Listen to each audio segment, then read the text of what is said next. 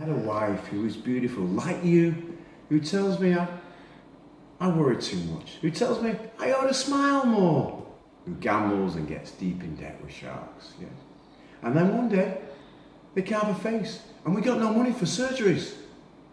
She can't take it. I just want to see her smile again.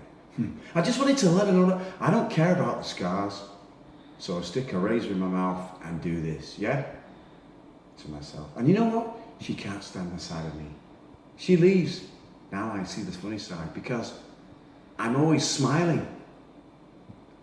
Extraordinary. On the face of it, it looked nothing. The beginning, simple, almost comic.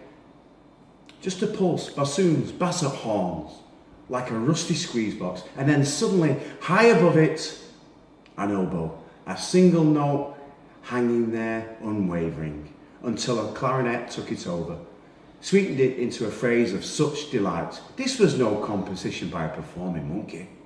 This was music I'd never heard, filled with such longing, such unforgivable longing to me, that I was hearing the voice of God.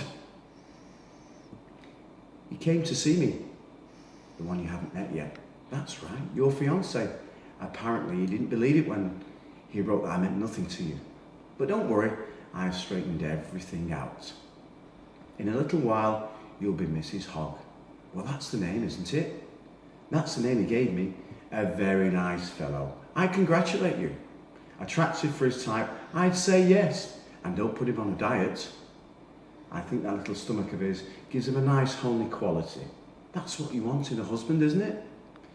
Yes, and you're perfectly right. If I were a girl and I had to choose between a young, good-for-nothing man with plenty of hair and a solid, mature citizen, I'd choose Matthias Hogg every time.